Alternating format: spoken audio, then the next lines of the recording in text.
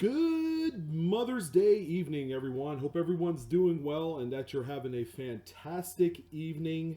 As always, your boy Blue Ridge Silverhound is going to bring you a two-part Monday Market Report episode because the first part of it is a incredibly substantial 1964 mint set that I wanted to talk about that sold for in excess of $144,000. So the buzz around the coin world is what exactly sold for that kind of money that customarily a 1964 coin in all the denominations couldn't quite hit that price figure. So there's a lot to be said, and we're going to get to that here in a moment. Before we do, all right, hope you guys enjoyed that first giveaway for the month of May. All right, I'm going to be doing giveaways all summer long. All right, so hope whoever took advantage of the Amazon gift card giveaway from last night, this is exactly what I'm going to be running throughout the next couple months. And I know some of you are saying I don't need to do this, and you're right, I don't need to, but I really, from my heart of hearts, want to give back. All right, so I'm willing to go the extra mile and put out some really exciting giveaways and type prizes, like silver and coins and things of that nature, to kind of get people excited about what Blue Ridge Silverhound is going to be talking about and sponsoring throughout the summer. All right, it's going to be a lot of fun, and I hope you guys will take part in it. So don't forget to subscribe, and most importantly, hit the bell for instant notifications, because you don't know what kind of flash prizes I'll be shooting up on the good old YouTube channel. So thank you again for all the support and views. Let's go ahead and dive right into what we have here. So Great Collections is known for selling some pretty neat coin collections. Right now they've been selling for a number of weeks the Sunset Coin Collection, which has been a phenomenal set of various beautifully toned coins. Okay, silver, clad, old, new, you name it. So they're known for selling some pretty nice and wild provenances here recently. They have come across a complete set of 1964 special mint set, which are kind of like experimental strike coins. So this includes the Lincoln penny. It also includes the Jefferson nickel, the Roosevelt dime, the Washington quarter, and finally the King of Kings in this set, the Kennedy half dollar. We're going to take a look at each and every single one of the coins that sold as a complete compilation of sorts through Great Collections this past week. After a fever pitch of bidding and just absolute insane prices, it all totaled up to over $144,000. But before we go ahead and take a look at each of the individual coins, I wanted to mention that these coins don't customarily just pop out of the blue. Back in 1964, okay, the U.S. Mint, more particularly spearheaded by Ava Adams, who was the Mint director at the time, was looking for a kind of replacement of the proof coinage from 1965 on. All right, they decided to go and do away with proof coins for whatever reason, waning popularity, high cost, there could be a myriad of different X factors that go into this. However, due to popular demand by the collecting public, okay, and the big public outcry because of the end of the proof coins, the U.S. Mint has been pushed against the corner. They've been painted against the corner, and they had nowhere to go. So they elected to launch what they call an SMS, or Special Mint Set campaign, which was only going to start in 1965, and in hindsight, the series went from 65 to 67, so it was a very short-lived run of special mint set coins. Okay, so these are the replacements for the proof coins that we would typically associate as being really shiny and with mirrored devices and mirrored fields and frosty devices. So the special mint set coins have kind of like this 50-50 hybrid look. Okay, so they have the sharpness of a proof coin, but they have the appearance and the surfaces of a typical business strike coins, maybe just a little bit more satiny in appearance and a lot more polished of a presentation.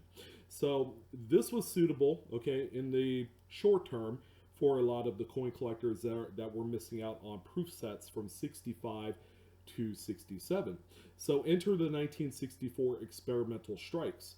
All right, they had to know what they're dealing with when it came to these special mint set coins. So, like I had alluded to on a couple previous videos, as we all know, the Kennedy half dollar example in itself sold for over $100,000 in a heritage auctions about a week and a half, 2 weeks ago. So that's worth noting. These coins are very rare and they're very expensive.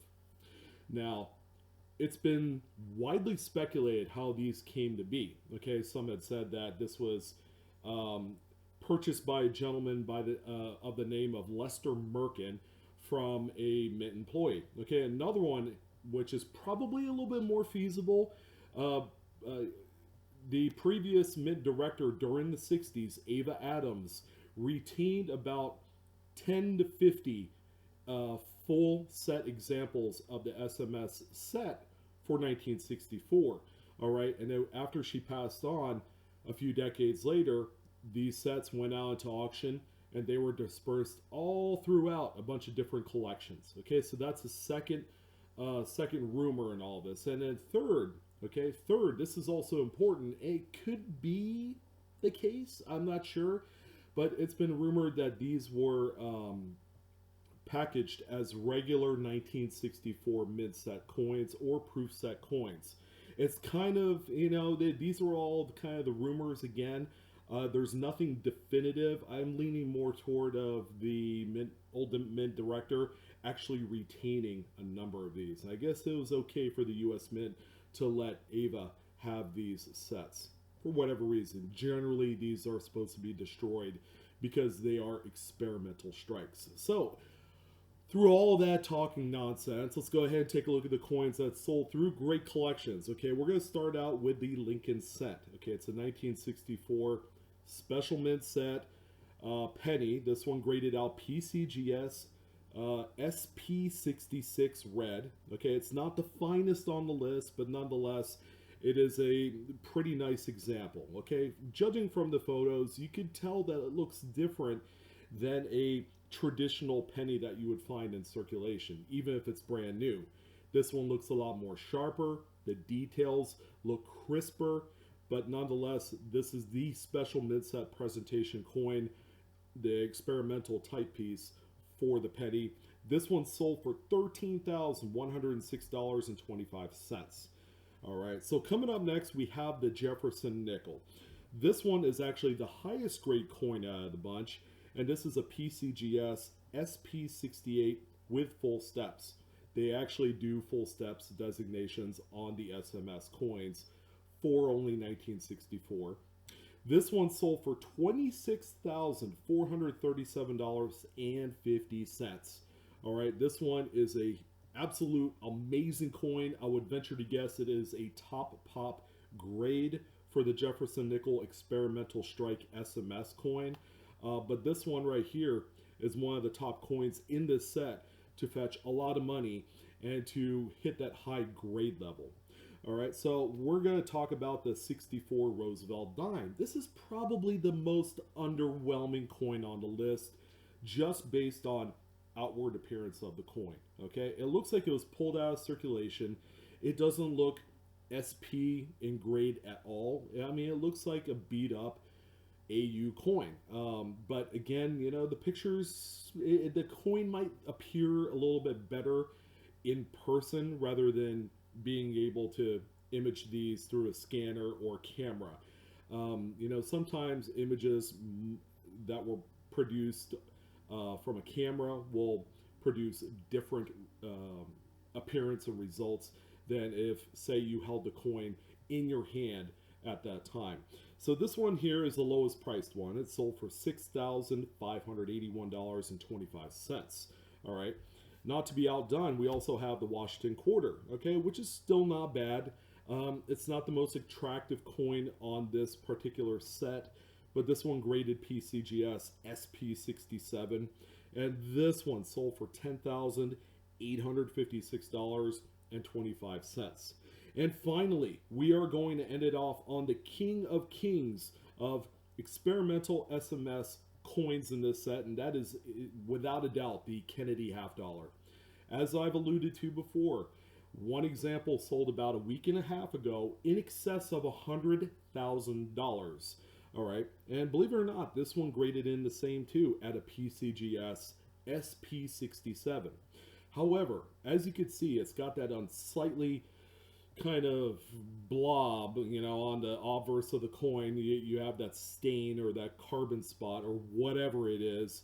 And yes, it did make a huge difference in the overall final hammer price of this coin, as it only sold for $87,187.50. So theoretically, it took about a $12,000 to $13,000 hit because of that defect on the obverse, which, by the way, that defect can be from any number of various atmospheric conditions. Okay, it could have been the coin was stored at one point and it had something sitting on that spot, like a little piece of paper remnant, or whatever the case may be. It could be like a little maybe a water droplet of some sort that caused that over time. But yes, something like that is pretty unsightly for a coin of this caliber. Now, I use the term only pretty loosely because it did sell for $87,000. But all in all, this is what we're talking about for the complete 5-coin SMS set that sold through great collections. Sorry to make this video kind of long and drawn out, but I know that I was going to be getting questions on where you could find these coins, and even if it's possible. Now, anything's possible. These sets could very well be socked up in some collection that maybe, depending on how aggressive you are in buying and selling coin collections, or even small coin collections, you never know when something like this is going to come around. Now, they are a little bit tougher to kind of know the difference between this set of coins and one that is a really nice mint set, okay, that you could purchase for about $20 on eBay, online, through various coin retailers, you name it.